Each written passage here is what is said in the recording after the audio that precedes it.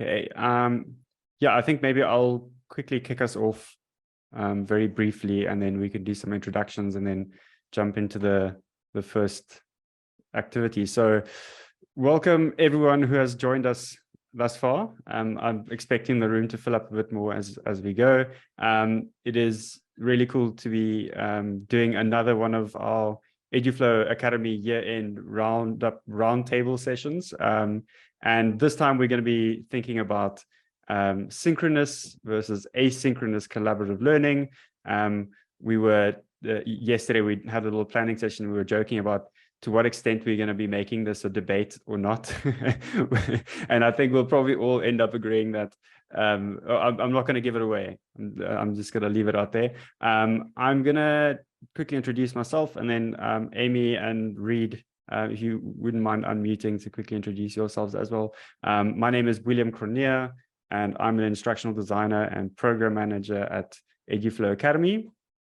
At EduFlow Academy, one of our big goals is to kind of transform the way people think about what learning online is. And this is a really good opportunity, or this is one of many good opportunities, through this collaboration to show that learning online doesn't have to be just quizzes and videos. We can do it more in more engaging and collaborative ways. So it's really nice to share this experience with you all. And thank you, Amy and Reed, for joining us. Amy, would you like to go first? Sure, absolutely. Good morning, everybody. I say good morning, but some of you are probably in other time zones. My name is Amy Stefanski. I am the manager for the education non-for-profit program here at Mural. So I very specifically work with educators and students around the globe, utilizing Mural to help them do exactly what we're talking about today. And I oversee kind of our program growth. Before Mural, I spent 15 years in public education in many different areas. And one of my passion areas is kind of this world of ed tech and how it merges with student learning. So I'm really excited to be here today. Reed? Thanks, Amy. I'm excited to be here as well, and I'm glad to see so many people in the room. My name is Reed Dickson. I'm the program manager for faculty development at Pima Community College, and I'm also an education writer for EdSurge and campus technology and other spaces. I am an instructional designer in my work, but also an educational developer and a designer of learning experiences like course sequences for faculty and our award-winning Pima Online Educator Conference, which recently received a D2L Excellence Award and a OLC Award. So I design different types of things. And I love thinking about collaboration, and I love debating async and synchronous learning and taking devil's advocate positions on everything. So it's good to be with you. Okay. Amy, would you like to take over and introduce us to this first activity that you've put together for us on Sure, Mural? absolutely. So our first little activity, so everybody can, again, collaborate together. We're live here. We're about 25 people. We're expecting more people to jump in as the panel progresses here. I'm going to go ahead and share my screen. The Mural link is in the chat. If not, William just shared it again. What we're going to do is we're going to use Mural this morning to answer a question. So a couple things about navigating. Are you seeing my Mural screen, everybody? Awesome. I'm going to summon everybody to the first activity. So one of the nice things too is we're kind of all in different spaces right now, but when you're on the Mural board, the person who's facilitating can bring everything to everybody in the same place so everybody can follow me as well. I know. I'm going to release you, and I'm going to open our first activity here. So I've planned a couple of things out. I'm going to release that. And so our first question here is, what is your favorite type of collaboration? Today, we're talking about async and sync. So those are your only two options to discuss today. And so what you're going to do is you're going to take an eyeball and you're going to drag it. So just click and drag. It's fairly easy. Hopefully they're not locked down. Oh, good. Okay. People are moving. There's like, when you're setting these up, you're just hoping that you didn't lock everything down on the board. Just go ahead and drag it over. You can make your eye a little bit bigger. You can change the color of your eye if you want to.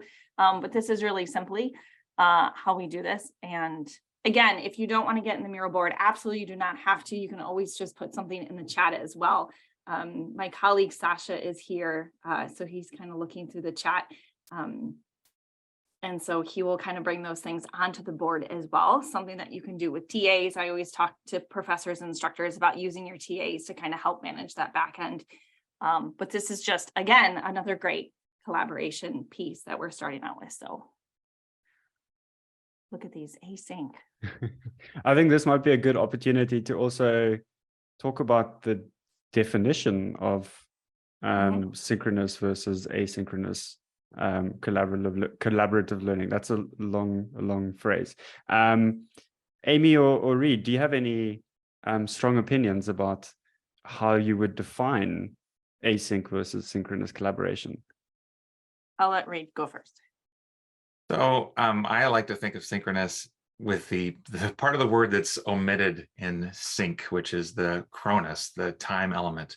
If it's happening at the same time, that's how I see synchronous, whether it's remote or in person. To me, that's not the issue, because we have high flex learning moving forward that is synchronous.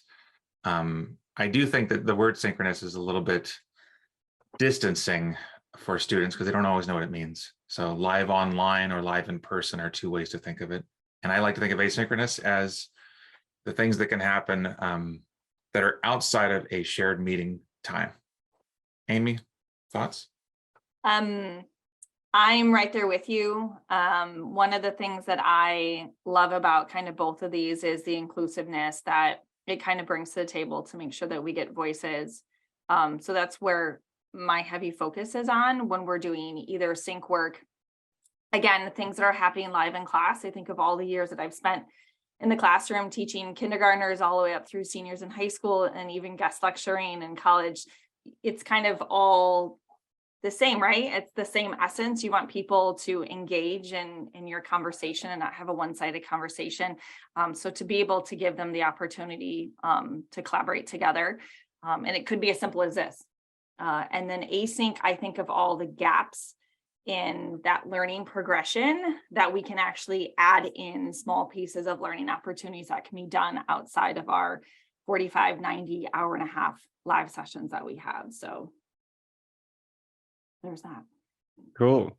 I'm gonna throw a spanner in there because I've been thinking about this a while because we've got this course on EduFlow Academy about designing social learning experiences, and I totally understand that there's like an asynchronous side and then there's a synchronous side, but sometimes it feels like they could be on a spectrum, you know, where if we look at the format of a cohort-based course, for example, where there's everyone's like starts a course at the same time, but they're not all at the same place in the same time, if you know what I mean. So you'll start in week 1 and do a bunch of like work together in week 1, and then in week 2 you'll do work together in week 2, and that's different to a completely self-paced course where you can kind of like a LinkedIn learning course where you can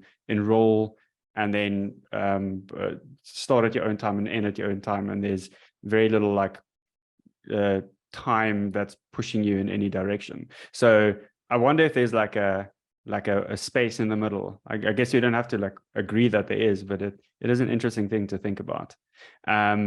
Cool. So yeah, thank you for sharing your thoughts there, Amy and Reed.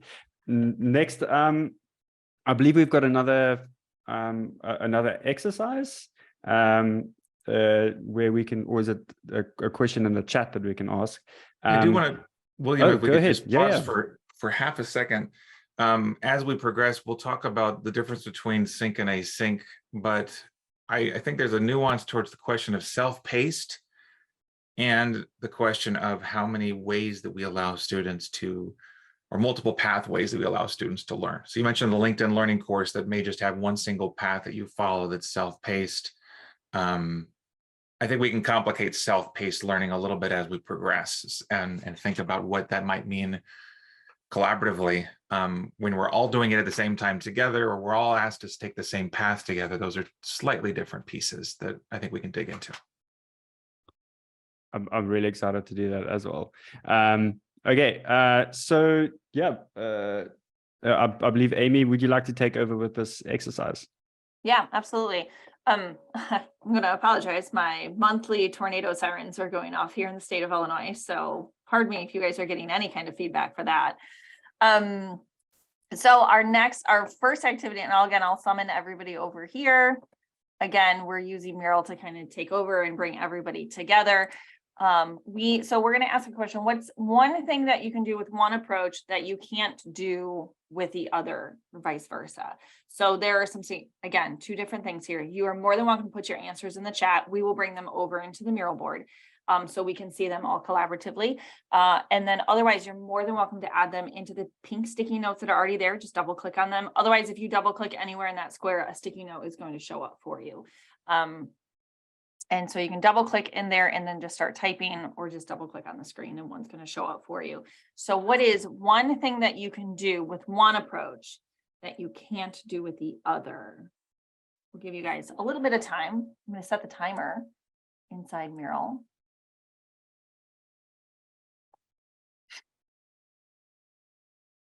Well, timer up at the top as well.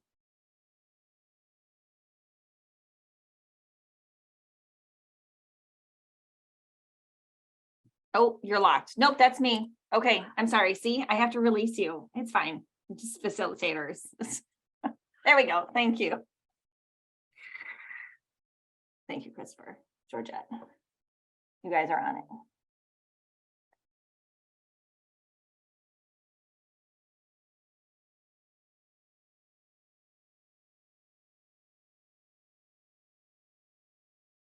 I love the like chaos in these Mural boards, but it's controlled chaos, but it's yeah, it's just a really cool way to see that you're not doing this exercise alone, and then that there's like a lot of energy in the room. I love it. It's really cool. Sorry, the other thing I was going to say too, sometimes I have left the cursors on. If the cursors bother you, if you go down to the bottom of the screen and find your avatar, I have a little picture down there. Sasha has a little picture down there. It's because we're members of this workspace. Everybody else should be coming in as a visiting animal of some type. If you find your visiting animal avatar and click on it, you can actually shut off the cursors, or as a facilitator, I can actually do that from my end too. So sometimes the cursors bother students and other people that are in your meeting. So just, again, it's one of those things that I'm always kind of conscious about. It's like an accessibility issue. And so you guys can shut those off as well. And I'm more than happy to shut things down too on my side. See, I just shut them off. And it also makes things nice too when you're doing things semi-anonymously.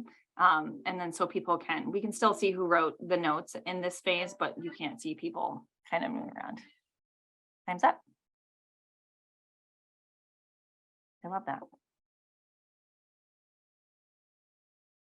Reed, do you have any favorite things you've noticed so far that you'd like to point out from this exercise? I just love the fact that everybody's putting ideas in, and I want to encourage everybody in the room. I think we have a large group here to try to put one idea in. It may take pulling back a little bit from your values, just to think about, okay, well, when does synchronous work, and what are things you can't do in the asynchronous environment that you can do in the synchronous environment, or vice versa. I wrote, for example, my own, which is, I may have mentioned this before, but I used to run a teacher education program at Columbia University, a teacher's college, where we would all come together and talk about the week on Fridays. How did it go? Chill and thrill, sit in a circle. And we would have aha moments. We would burst into laughter, burst into tears sometimes. Same thing when I teach poetry. Those shared aha moments are precious when they're in person. And yet today I'm mostly designing asynchronous experiences. So I have to work those ideas in my head. We encourage you to put 1 or 2 post-it notes in here of any ideas that come to your mind, building off the idea that everyone in the room is an expert in their own experience. That's a phrase I like to say a lot, which builds upon some points I'll make later. But please share your expertise, share your thoughts, and we'll dig into them. Yeah, I think so too. One of the things I really like, and I'll talk about async one of the ideas here, I also turned on everybody's icon ability. If you don't see that on the left-hand side, just refresh your browser real quick. So you should have a sticky tab on the left, and now you should have a little icon tab over there. So you guys can bring an icon. So I brought in a little light bulb icon for one of the stickies that I really liked, and a little thumbs up icon too. The one thing I love about async approach is the fact it's the time processing. Like I love being able to give my students or my colleagues the time to process a question longer than, you know, the 2 minutes that I just gave you guys too, right? I always think about my students and even my colleagues that I'm working with, and then I dive into my own introvertness of, you know, sometimes I think better at midnight, 2 o'clock in the morning, and being always aware of how everybody kind of processes things, or is it like that spark when I'm making dinner and things like that. So that's what I love. One of the things I like about async work is the fact that I can come back to it and continue to add my ideas, and I'm not put on the spot, which I personally am not awesome with. So that's what I like about it. On that note, Amy, I really like that, because at EduFlow, we also have these things, we call them asynchronous meetings. So on a Monday morning, or at least my time in the morning, we'll get this Notion, a link to a Notion document, and there'll be like a bunch of meeting or agenda items, and then everyone will get to comment or write extra ideas or whatever. And then at the end of the day, that meeting gets concluded. And what I especially like about doing it that way is that it's a very democratic process to some extent, because often in synchronous meetings, there's someone who has a very, very big presence, and that might overwhelm someone who might not be very extroverted or might struggle to make their opinions known. And through this like asynchronous format, we get a really really nice ideas. And I don't really feel like I don't feel scared to bring up my ideas, because I might be speaking over someone, or I don't feel like I'm going to run out of time and I don't have enough time to share all my ideas. So that's another thing I really like about that. And I remember you also just recently wrote a blog post about doing retrospectives, right?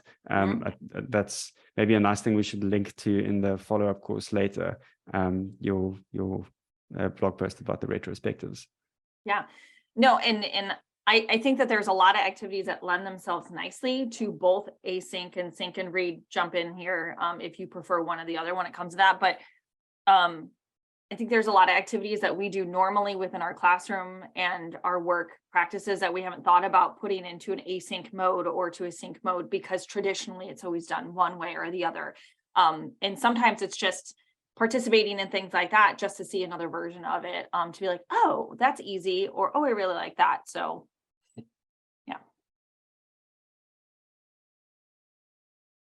I am a fan of this particular question, because you may be in the room thinking, well, I can do everything with both. There are definitely limitations to the technology that we use. I'd like to take a moment to just pause and think about what we've written. And William and Amy, this is a question to both of you on how to review this. Do we see mostly async things that we can't do in synchronous, or do we see mostly synchronous things that we can't do in async? For example, if I grab my blue item and drag it to the right, that one is a synchronous item that is in praise of synchronous moments. Do we see a lot of other pieces? I see another one that says synchronous. I'm going to move it over to the right side. It seems like everything else. I'm going to color code all of the async ones green. How about that? And then we'll keep the sync ones pink.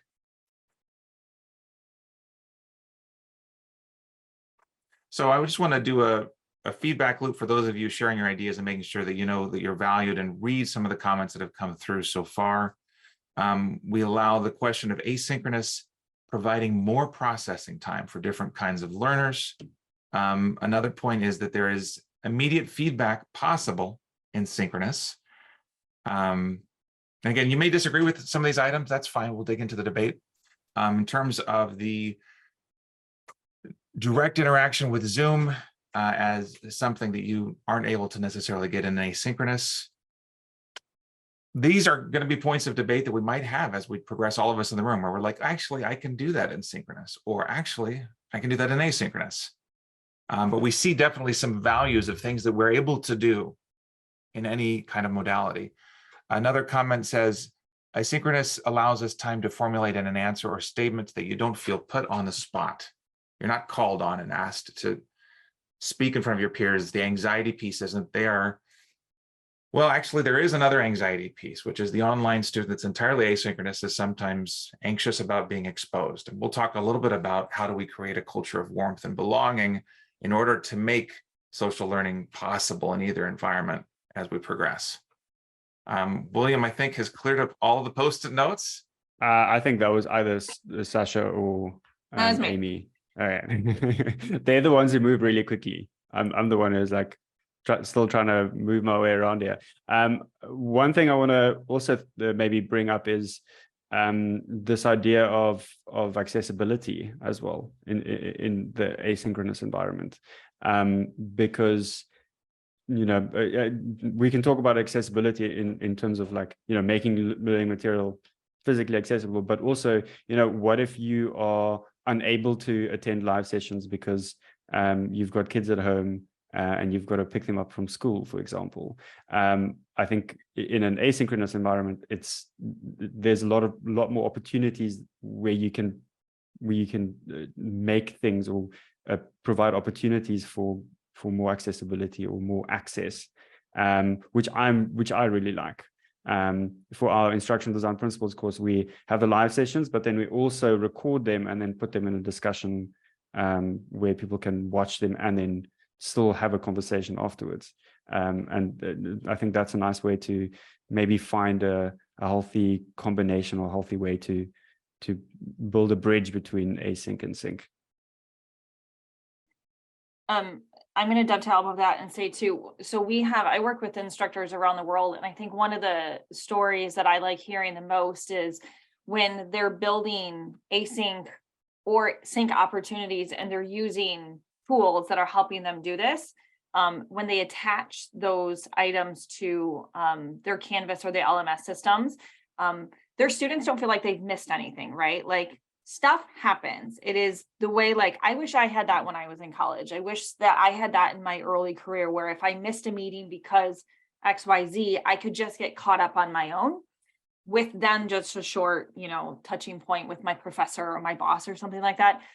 We are now providing those opportunities, those better chances for those students, especially coming out of remote learning that we were doing a couple years ago. We're just creating a better environment for our students to learn without that need to feel like you're 3 weeks behind and I have to meet somebody to get the notes. No, the notes were already there. They're now posted online. So this is like one step further in that process to provide. And not only that, but if you're using collaborative tools, then you're also seeing what happens inside of class. So you can get caught up on the sync work as well. You may not be there for the discussion, but you're kind of there for this. So I think that's just another step further. A couple thoughts come to mind relating to both of your points, Amy and William, relating to equity. And when are these experiences that we're having most likely to provide equitable learning experiences, even for what we might call telepresent students or asynchronous students or students who aren't in the same room at the same time? And it's a dilemma, to be frank. I will post in the chat feed an article I wrote called 14 Equity Considerations for Ed Tech, which asks educators and designers as well, but educators to think, okay, well, which of these tools are going to provide equitable learning experience opportunities for our students, equal voice, equal access to the instructor. I know when I'm in synchronous environments, when I was at the University of Arizona, for example, helping them out with instructional design and academic technologies, we would have iPads in the classroom that would be a close-up of whatever was on the screen. I know that I tweeted yesterday about the new smart glasses that will have captioning enabled so that you can actually hear who you're talking to and see the captioning at the same time to reinforce that experience. So it's going to be a game changer for deaf students or for folks that are having limiting hearing. My thinking on all of these questions are, how do we provide as many students equal access for learning, regardless of the modality? And that's just one thing I want to keep in mind as well as we move forward.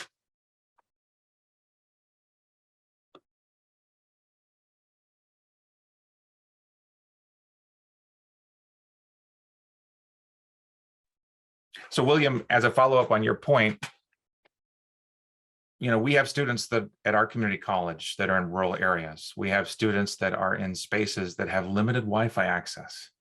And when I've been interviewing founders, I'll ask them about, okay, well, what do you do to bridge the divide, the digital divide, as we still call it, between folks with weak access to internet, slow access to internet? For those of you in the room, I would encourage you to think about that question with every ed tech you use, and then think, okay, well, what would be the most appropriate kind of collaborative learning for your students? If they have low Wi-Fi, if they have a likelihood of having a range of devices, and some of them are slower, what is a fair expectation? What kinds of engagement allow them to feel safe and not vulnerable? There were articles, I think about a year ago, relating to synchronous learning in the New York Times and elsewhere, maybe the Washington Post, in which students reported they did not feel comfortable sharing their home environment behind them. And that's one of the anxieties they felt in a live synchronous environment. And things have shifted. We have blurring capacities with our live video meetings, but just thinking about our students first is an important way to begin the question of how we collaborate. What makes them feel comfortable, and what technologies might they be able to use to equally participate or equitably participate in the learning experience? Yeah, I think you've reminded me of something that I wanted to bring up. And that also goes maybe back to the definition where synchronous versus asynchronous synchronous doesn't necessarily have to mean that we're all in the same video chat at the same time. It could also mean that we are on the same chat platform at the same time. So an example I want to share is something my wife does. So she over here in South Africa, we've got incredible barriers in terms of access to technology. People have to buy what's called airtime. So you need to buy data to be able to access the internet. And in terms of like the amount of money that people have, that often is a very big chunk of the money that you get every month, or that if you have a job. So what she does is she runs these programs where they teach or they work with parents of children with disabilities, and they call them parent sessions, where they talk about, it's a community of practice, I guess, and they talk about issues like one day it was like feeding your child who has CP, and another one was about these are the rights that your child has in South Africa when it comes to schooling or something. So they'll run like an hour-long session, and then the session starts at 5 o'clock and it ends at 6 o'clock. And during that time, there's like a guest speaker, and the guest speaker will post on the groups, and then everyone will add their comments and chats and stuff. And at the end of the 1 hour session, the chat is closed, and then people can read, but there isn't that much interactivity anymore. So there's a schedule, but it isn't there isn't video involved. And I think that's such a really amazing way to involve people and to kind of make that experience of learning more accessible. Yeah, I think one day I'll do a video interview with her where she describes what it's about, because it's a really cool case study. One more point on here is, when I'm thinking about the resources that I want my students to use, I always talk about sustainability of those tools and how long they're going to be in the market. Again, this is not probably most of ours first rodeo when it comes to products that we've introduced to students. And I always want to see which ones are in for the long haul.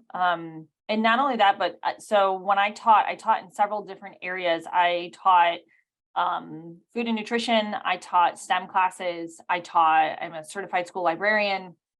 I've done a lot of different things, and I want to use a very specific set of tools for all of those different content areas. So this, one of the reasons why I like doing the work that I do now is because when we're talking about collaborative learning, no matter what instructor I'm talking to and what topic they're talking about, we're still having the same types of conversation. So anything that can mold into anybody's passion areas. And I know that when I'm searching for tools for students, I become very, very cautious of well, this instructor is using this and this teacher likes to use this tool. not only do they have to worry about Wi-Fi and what device they're on, but now they have to worry about this like overly stacked set of tools and resources that it becomes too much, especially for like these young, I think of like our freshmen and sophomores that are just entering into institutions and colleges and coming out of, you know, a modified different pandemic high school experience and things like that. Like that's a lot on the mental capacity of what they're doing. Like it's a lot. And so I always think about that too. Yes, Christopher, you and I are on the same page. It is a thing that I worry about. It's the overabundance of the stuff. So for those of you who aren't hearing the context for Christopher's point in the chat feed that Amy just responded to, Christopher notes that I come from the special ed world. My wife's also in that world working with autistic students. And Christopher says, I remember asking the Neurapod people if they're considering increasing the scope of Q&A past text and including images, and they responded no. So I'm curious a little bit about more on that. But again, pulling back to the broader question for our community, I just think we have to ask ourselves, does the collaborative practice that you envision expand equitable access, regardless of broadband access, regardless of tech savviness, regardless of tech or device access, or will we be inadvertently reproducing the disparities that are outside of our online or learning community? That's a big question to ask. We want collaboration to expand access, not to create division. It's tricky. I must say, I think we are making quite a few strides, though. The fact that I'm looking at live captioning that's happening on Zoom. When I first saw that happening, I was completely amazed. And I try, I've got a little checklist, and sometimes I forget and I feel really bad about it, but I've got a checklist to always try to remind myself to switch on live captioning on Zoom. And I've gotten feedback from people, and I'm still kind of like curious about why this is, but it doesn't necessarily only help people who have hearing impairments. It also helps non-native English speakers, and that's I've gotten quite a lot of feedback about that, and that's a really interesting thing where the live captioning was probably there originally to help one community, and then by making it accessible, they also helped other communities. For me, that's a really nice side effect of making any experience more accessible, is it helps more people than you think it does. Like I watch everything with captions on Netflix or whatever, and I can't imagine a world without it, especially if you're watching some series with really hectic accents. So yeah, that's another thing I can add in as well. Like, what is the future? What is the future of synchronous, accessible, or more accessible? Probably Christopher. Yeah. I'm trying to find my sorry. I know we're about 9:34, Amy. I don't know timing wise, but we want to move forward to the next question. Yeah, absolutely. We can. Why I'm like live capturing notes here as well.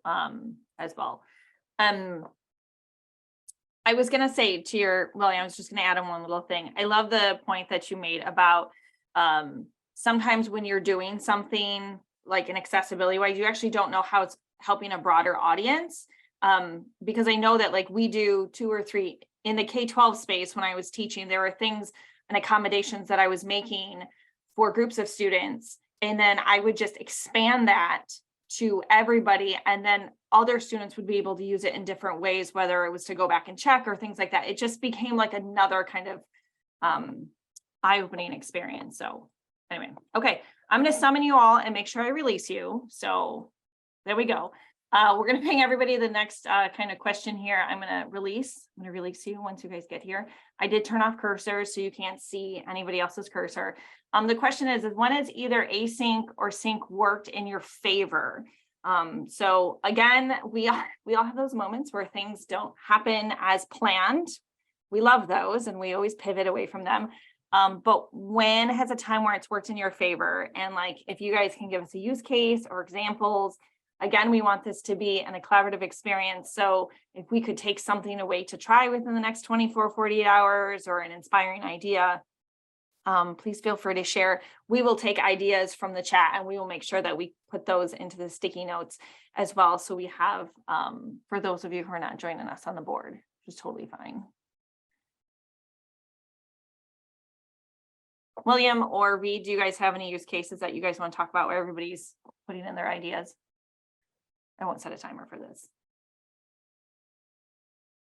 I think I'll share the one from our instructional design principles course and from our designing social learning experiences course where, so in, any online learning experience, just because it's an online learning experience, it's difficult to tell people that they're sharing it with other people, right? So we need to find ways to introduce this thing called presence, where you just remind people that they're sharing the journey. And I think an exercise like this, or like a synchronous exercise, is a really nice way to show this presence or to reinforce this presence. And in the instructional design principles course, we have this thing called speed networking, where maybe if those of you who have been in the instructional design principles course, if you in the chat can maybe give a thumbs up or something to share if you've been in a speed networking session. So in speed networking session, we do it on Zoom like here, and then we group people into small breakout rooms of 3 people, and then they have 5 minutes to get to know each other, and then they come back to the main room, and then they go back in, then I shuffle them, and then they go back in, and then by the end of like a 1-hour session, we will have done like 5 to 6 different speed networking like groups. And in an online course that's kind of like cohort based and whatever, this is a really nice way to remind people that you are doing this with other people. And I think it's sometimes a bit more visceral than a discussion forum where people introduce themselves, because it's a real person who's interacting with you. And that's one of my favorite exercises from our courses. Thanks, William. The first thing comes to, sorry, go ahead. So the first thing that comes to my mind when it comes to the value of asynchronous is what I like to call dialogic practice. As a face-to-face teacher, or if you're doing an L&D session with your employees, you may be able to do a workshop with folks, and there's a sea of people in the room that you want to talk with directly, and you want to talk with them after the session, but they have to go back to work or go to the next class or do something else. Their schedules are busy. And a question I like to consider is, how do we create opportunities for one-to-ones with busy students or busy employees? And to me, asynchronous may be a solution, especially if you're using a tool that is designed with dialogic practice in mind. In other words, teacher-student dialogue. Some of our learning management systems, if we put feedback in the grades tool, the students can't respond to our feedback because it's not dialogic. But some tools actually allow for really helpful teacher-student dialogue and growth. In other words, assessment that is called ipsative, which means that it's growth-minded.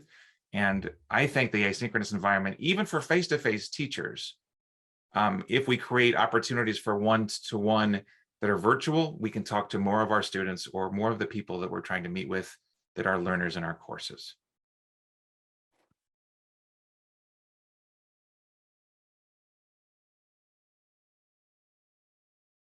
My mute button is avoiding me. One of the comments made here, and I actually want to share one of my newest favorite things to do, is when we take async and we create it to be a sync experience. So one of the comments on here, I will just kind of dovetail off. Let me see. Whoever is our visiting snail, I'm going to dovetail off of yours. Is when you have asynchronous activities, because not everybody wants to participate, right? We talk about our introverts in the room. We talk about those people that don't want to raise their hand. We know that there are thoughts that are spilling out of these students or these learners, but they don't want to share them verbally, or they don't want to put themselves out there. There's a lot of things on why our students don't end up sharing their thoughts when prompted to do so.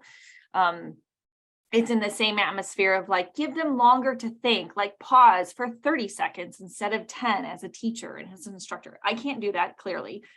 But what I've started doing is using these tools, these collaboration tools, very specifically Mural in my case, to put a mural up in a sync situation. And we can use private mode. So we can do an example here during Q&A if you guys want to see it, but Mural has a built-in private mode where we can turn everybody anonymous. And so people in a live setting can add their ideas to the board in a way that's safe for them, in an environment that they don't feel that they're being judged, all those other things you put on there. It's the same reason why on the board, I also put this Q&A reaction zone on here is for people can kind of back channel chat as well. I was a student who sat in the very back of the lecture hall. I never raised my hand. I tried to make myself as small as I could be. I was there to learn, but it didn't mean that I didn't know the answers. And so what I've done is took a historically async activity and I've made it more synchronous just by using the resources that were around me. So that's one of my new favorite things to do. So.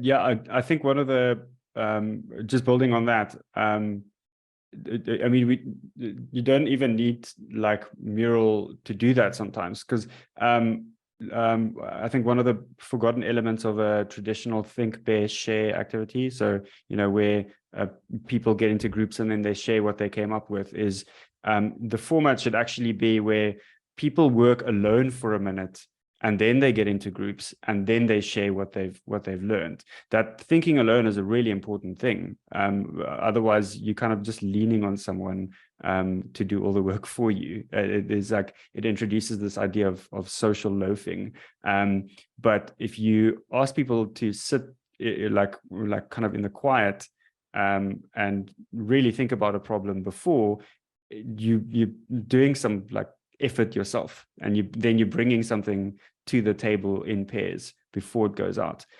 So I think that's like building on what Amy mentioned earlier. That's a really nice way to like modify like a traditional synchronous activity to add that pause and reflection, even though it is a bit of an awkward 1 minute with people, especially on Zoom. I find it super awkward, but I think it is a very valuable experience. Another thing that comes to mind for asynchronous is relating to student-centered learning. I teach a class that I designed here at Pima Community College, which asks our faculty to think about when students have voice, when students have agency, in terms of andragogy theory. When do you give them the key so they can actually drive the car of learning, or are we driving the car for them? And I guess this is a conceptual shift. Even if you're an L&D, everybody in the room ideally is co-constructing knowledge with you, bringing ideas forward, creating a sharing community of learning, whether you're at K-12, whether you're in higher ed, or whether you're beyond. To me, the broader question is, how do we give everyone voice? And I just hosted our second conference within our LMS. We were one of the first in the country, in the US and globally, to host a educational conference within our learning management system within our college. And we created college or conference-wide discussions. We didn't want just the people that were sages on the stage to have the platform. We wanted to reverse what Freire calls the banking model and have the students and their expertise more visible. And I think asynchronous, like having a discussion forum connected even with a live chat, can be transformative. Having opportunities for students to share their expertise, share their voice, is so important. And yet that can't really happen very easily unless you're creating community as well.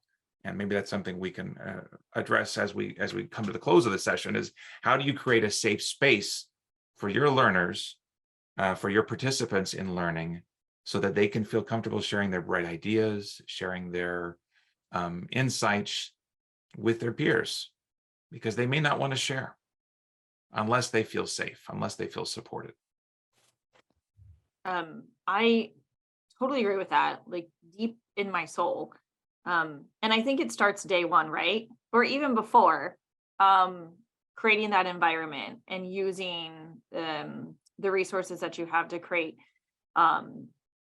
create that safe space for students. And I even think about, William does the great example of like where you're from, right? For his courses that he's building, people all around the road. I love seeing the pegs on the maps, and where people are from, and people can share. And I share that same kind of warm up pre-classes with professors, where it's like, where's your favorite coffee shop on campus, to, where's your favorite, all these other things too, just to kind of lighten the mood for people feel and understand that your instructor means that it's not just one activity shoved in the middle of week number 6, that you're starting on this pace.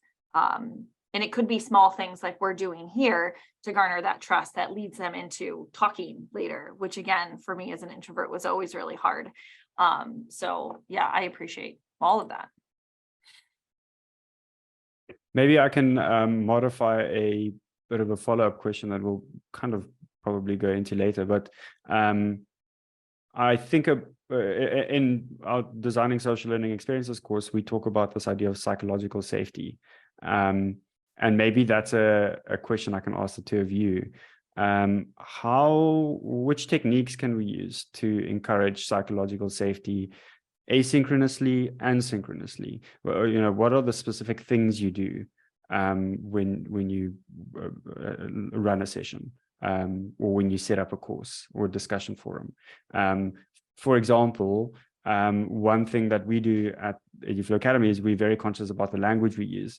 We try not to use super formal language in our communication, because we don't want to set a standard or model a standard of highly academic language, because then it feels like everyone else has to follow suit. So if we have like super casual friendly tone, hopefully everyone knows that you can communicate however you feel comfortable communicating. You don't have to add references into a discussion, for example. So yeah, I'm curious about what you think. So that's a great question to address. I think we all have different approaches to it. In a self-designed, a pre-designed course or a first week activity, I think it can be helpful to begin with creating a teacher-student dialogue and a peer dialogue of some kind using some tool that's available, even a discussion forum where students are able to explain, what are their preferred names and pronouns, what is something that interests them, ways that they can connect with their peers, something that is light and low stakes that helps them ease into learning the tools while getting to know each other, I think is pretty critical. And I think that's even true in a face-to-face environment where everyone gets a chance to get to know each other and value each other. Sometimes we have student panels where we'll have focus groups with students where students say, I don't really like learning with my peers. I want to learn on my own, because they don't feel safe with their peers. The instructor hasn't done enough, or the learning designer hasn't done enough to make them want to be exposed. So they just kind of lurk and they watch and they don't. And maybe lurking is a legitimate form of learning. That's an important question that my colleague at Pima, Adam Baldry, posed. It's an important question to think, is lurking okay? Of course, it's a way of engaging in social media, and why wouldn't it be in our classes? But how do we make sure that everyone feels safe enough that they can share? And I think a lot of that is making sure that they know they're going to be respected and valued for their opinion and their positions, and that it's a safe space to share ideas. And we can do that through telling that story with like a meet your instructor video, or a about our course video, or a modeling practice, because there's no handbook for academic cultural capital that says how we're supposed to behave in an online classroom, nor is there for a face-to-face classroom for that matter. So we kind of have to explicitly teach what's called a hidden curriculum and explain, okay, well, here are some normal practices that we celebrate. Here's a sample post, and guide people so that they feel comfortable in knowing what the expectations are. And that's also part of it as we get started. It's feeling safe means knowing what the norms are, especially if you're a new student. Amy, your thoughts? Everything you just said, but I'm going to take a step back. I think it's also educating our instructors, making sure that they get sound examples from their staff as well, because I know that we as instructors too, that are adults that are coming from different spaces as well, we're going to bring our habits with. So making sure we're setting expectations as a teaching staff, as an instructional staff, and what our expectations are when it comes to proper collaboration and making our students feel safe, and understanding locations and all of these different things that now go in. Somebody had mentioned it on the mural board before about how we are now breaking down barriers, and we're not just working with, people in our town and people in our region and students, at the higher ed level. They're not just traveling from interstate and things like that, but now we have this global. I know when I did my master's program, it was a global program, and all those things have to be taught to those instructors in order to make this safe space for their students. So it is this trickle down effect that's happening. And so I do think it's a heavy educational piece. Again, there's a lot of things about accessibility and inclusiveness that I taught to my third graders that I'm still continuing to teach to adults. And so we just need to kind of have a collaborative norm when it comes to those things. So that's just my added piece. Cool. Reed and Amy, I realize we've written down a bunch of questions and we haven't gotten to half of them. And I think that's because we had, I think, such a nice conversation just getting to them. Which approach do you want to do? Do you want to move over to a Q&A section, or do you want to tackle one of these final questions that we've written down? Given that we have 8 minutes, I think we should move to Q&A, if that's okay. Yeah, I'm fine with that. cool. Okay. Okay. And one point I want to return to is relating to how we scaffold, which is a weird question. How do we support and then take away the scaffolding, ideally, so that folks can be independent in their experience of learning? I think we can model a lot of the practices that we're promoting, and we can lead people into everything that we do.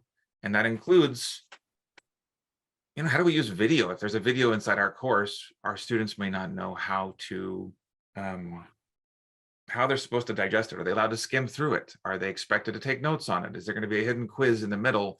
What kind of guidance do we give? Being very explicit about expectations can really help the online learner who might be thinking about multitasking. At the same time, do we need them to have their undivided attention, or is it okay to skim through the text or skim through the video?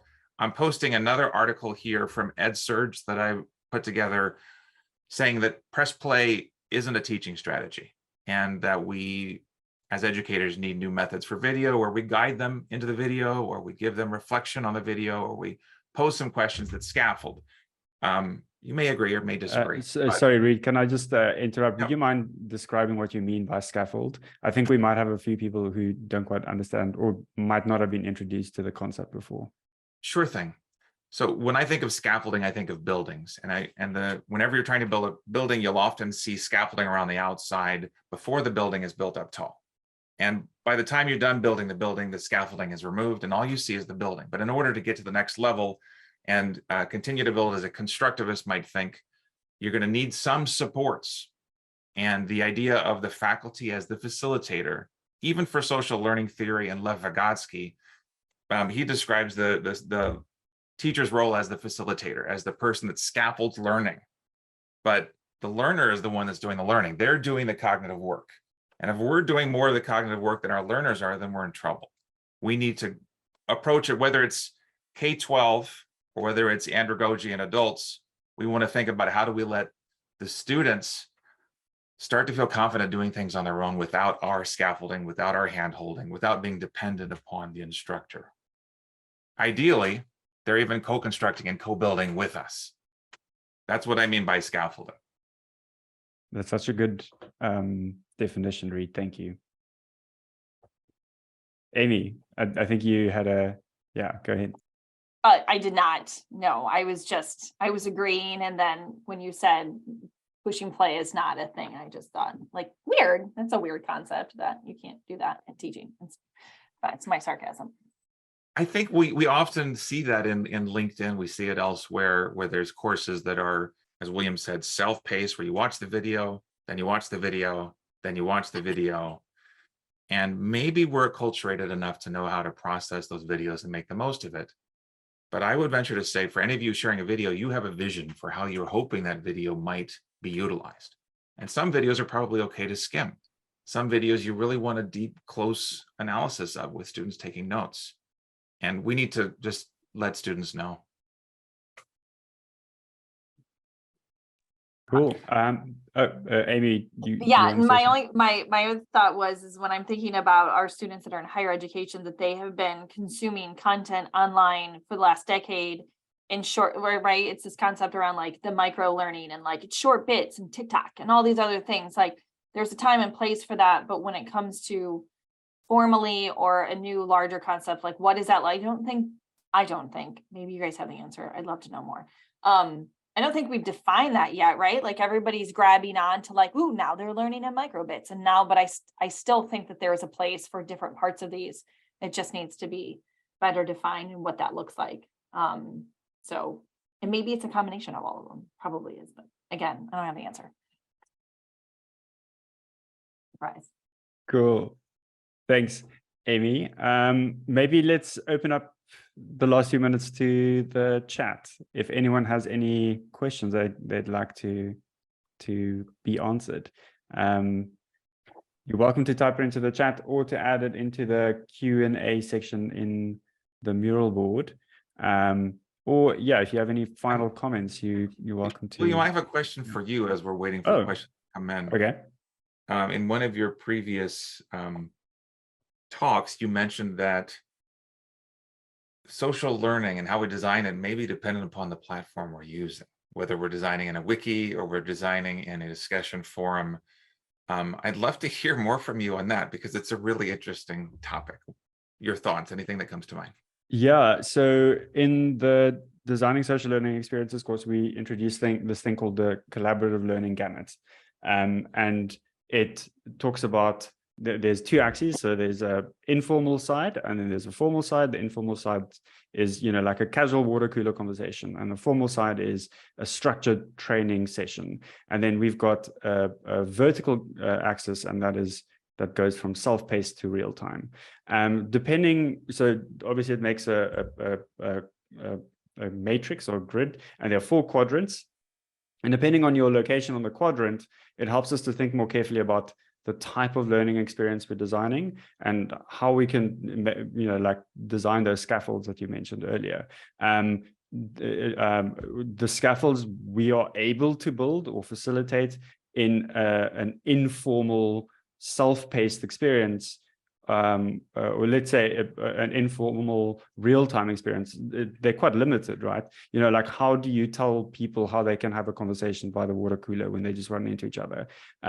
We don't have a lot of control there. But on the opposite side, in a formal learning experience that happens real time, we as designers of the learning experience probably have a lot of control of all the different mechanics we can introduce. Yeah, so in the course, we think very carefully about what are the specific tactics that we use in each of these quadrants. And then hopefully we've been collecting some really nice resources that we can start compiling at some point. And that's going to be really fun. I hope I answered your question, Reed. Absolutely. It's just such an interesting question to think, what inhibits or expands social learning with any educational technology we're using? Are the tools giving multiple ways to express themselves, to communicate, to share ideas, to think, to learn? Is it safe? And every tool is a little bit different. Some tools have certain features that we should probably lean on and let go of the other features that are less equitable. Yeah, so one thing that I've actually been thinking a lot about is how one tactic or one strategy that works really well in one context can be extremely destructive in another context. So if we think about a jigsaw puzzle exercise, or like this idea of making every person extremely accountable for what they're doing in a collaborative learning environment. So in the cooperative learning space, they talk about that a lot. This idea that everyone should have a role, and those roles, everyone has different roles and resources, and together they create this thing, and every single person is doing their own thing. But if you pursue this like strict idea of accountability in an informal space, you might actually make you erode like this free forming of ideas. Like you won't go into Reddit and say every single Reddit member has to post twice a week Otherwise you get kicked off, because then no one's going to want to participate, because it's this really, really weird environment where there are all these structures. So I think that's an interesting nuance that we have to start wrestling with in the space. Thanks, William. As you're speaking, I'm thinking about, I want to come back to the idea of what we can do in a face-to-face, which is the synchronous versus what we can do in the online. Some of us have lots of experience already, like Amy and myself, as K-12 educators or as higher ed educators or as trainers in face-to-face environment. And I think one question for you to consider, building upon your personal expertise, is what do you love to do in the face-to-face environment? When I redesigned our Intro to Online Pedagogy course for our faculty, that was the first question I asked. What do you love to do in the face-to-face environment? And then, by extension, how might that be echoed in a fully asynchronous learning experience? I know that's kind of a dichotomy of fully asynchronous versus synchronous. It's a false dichotomy, because we can do interactive online things while we're in person. We can have a class that does a little bit of both, but focusing on what you love. What do you love to do in a face-to-face environment, and how might that translate, I think, is a really important question, as well as the opposite, which is the more dystopic question, which is what are you really concerned about in terms of face-to-face experiences that you don't want to see reproduced in an online or fully asynchronous environment? Because we're perfectly capable of reproducing our worst practices in the online environment. How do we make sure that we're not doing that? To me, those are helpful generative questions that will continue to last regardless of what the latest technology is that we're using. Cool. I think that's a nice way to close it off, because we are 3 minutes over the hour. Yeah, thank you, Reed and Amy, so much for taking the time to do the session. Sorry about, you'll probably hear my dogs chiming in as well. Yeah, I see there's one question in the chat. Maybe we'll get to that in the follow-up course afterwards. But I also want to thank everyone else who has joined us for this hour, everyone in the chat and everyone who added some really cool stuff on the mural board. Thank you all so much for coming. And yeah, special shout out to Amy and Reed for your time and expertise. You're welcome to, if you have any closing remarks, to throw them in there while we sign off. I think we'll be throwing our social media links into the chat as well. I just want to say that it's always a joy to chat with William about anything. So William, it's an honor and a pleasure to be with you today. Amy, it's been lovely getting to know you and seeing how Mural works in this context. I really enjoyed it quite a bit. And please feel free to stay connected with me. I've included my Twitter, which is Reed Dickson UX, on most social media channels. Amy, final words? No, same. I'm dovetailing off of everybody today with my own. You can follow me on LinkedIn. If you guys have any questions about Mural and your own work, happy to reach out as well. I'll put my email in the chat. Otherwise, access on the Mural board. Otherwise, you can find me online as well. Otherwise, it was great to meet you, Reed. William, it's always great to work and to learn with you. I'm also in the EduFlow Slack community. So if you want to ping me, my door is always open and I appreciate it. Cool. I think I'm gonna I'm gonna switch off the "you're not allowed to unmute yourself" feature, so everyone can now unmute themselves. And we'll do what Tara introduced me to a while ago, where as we sign off, you can quickly unmute and say goodbye, and then we'll have this nice chorus of farewells just before we sign off. So yeah, feel free to unmute and say goodbye, and then yeah, cool. Cheers, everyone. Bye. Thank you. Cheers. Thank you. Bye. Thank you. Thank you. Bye.